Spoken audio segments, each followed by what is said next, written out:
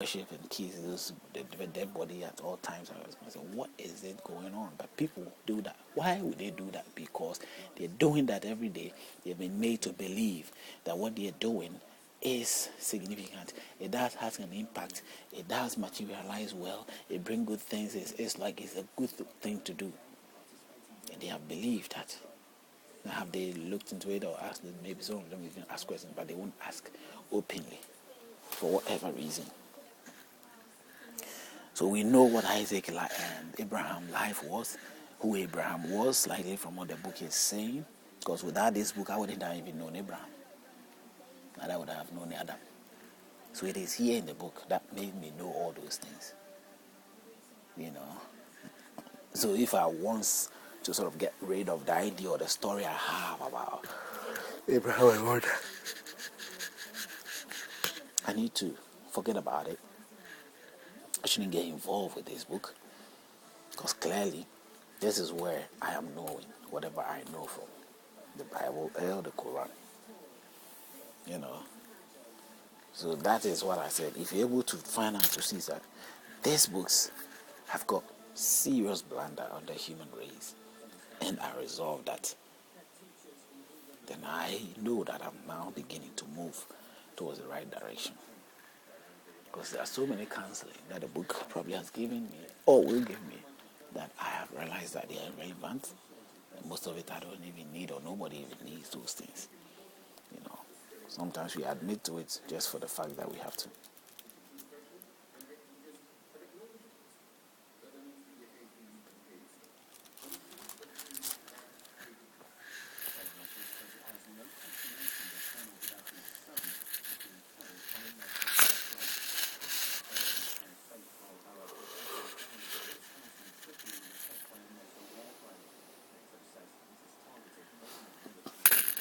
And when we look through, as we are looking through these books to unveil certain facts, we know that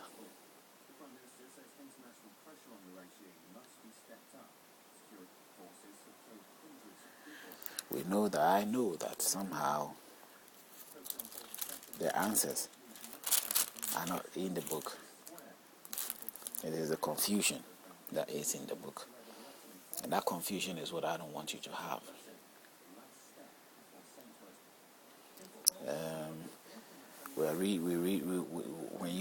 When you are to decide to pick, let's say, the Bible, and you're looking for answers, what answers are you going to find?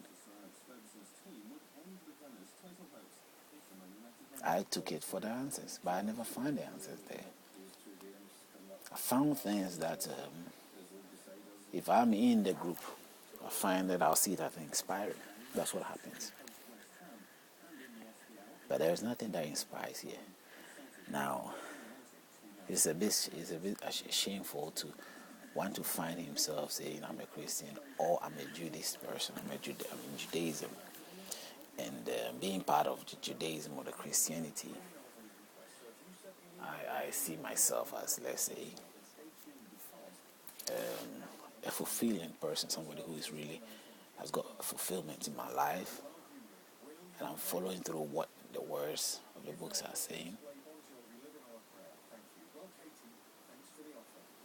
But then again, I could easily be wrong. But in this case, I don't think I'm wrong. I think in every way that I'm right, and that's what I'm supposed to think, isn't it? You also will think the same thing, whatever you think is right. But the difference will be, am I having something that will say to prove that what I'm thinking is okay or it should be the case? Yes. Because anything that I point to you and try to make comparisons and all that will reveal to you what it might is that you and I are supposed to know.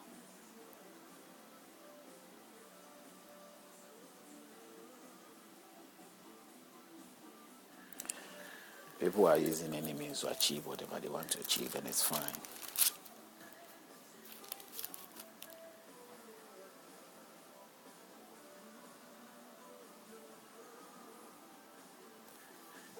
I am trying every possible means to sort of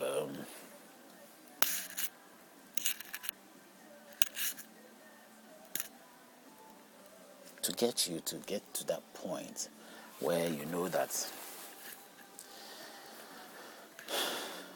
life is this serious, that it shouldn't be wasted. Not every minute of it, not every second of it, it shouldn't be wasted. If you find yourself wasting it, then you have to ask yourself those questions. Why would I have to be in this situation? If God is right there, why should I be looking elsewhere? Why should I have all these problems? Because God is there, that's why I have what I've got and all that. I mean, it's not just what you get. It's what you've got. The worth of what you've got. What meaningful thing have you got, or do you have that makes you think that the way that you are thinking that makes you have issues with others? But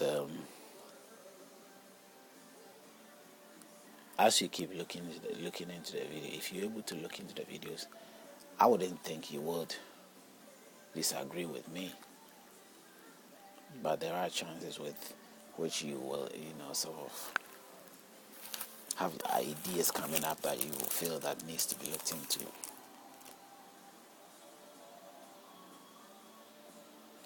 But at the end of the day, Jehovah isn't Allah, to my view, and Allah isn't Jehovah. They all have got they are all spiritual. There's some spiritual influence, and they did what they had to do at a certain period of time. It was required, it was necessary. But even all that, how will it be necessary if God is God? He is the ultimate one who sort of can give us the decisions that are right. He's the one who can see beyond. He can tell exactly the things that needs to be told without any, problems at all. But if a man is out there trying to do something good or you can tell that the man is actually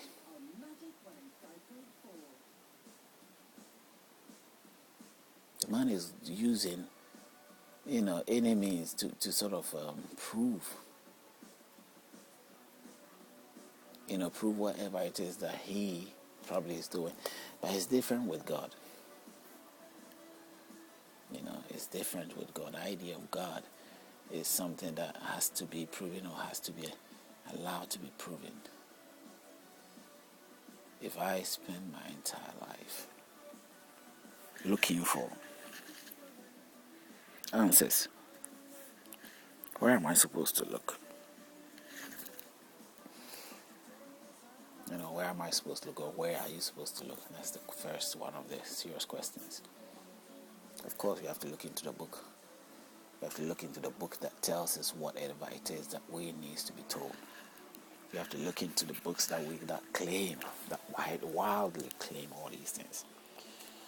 We have to be able to stand firm on our grounds and say, this is what we have to do, without fear of anybody.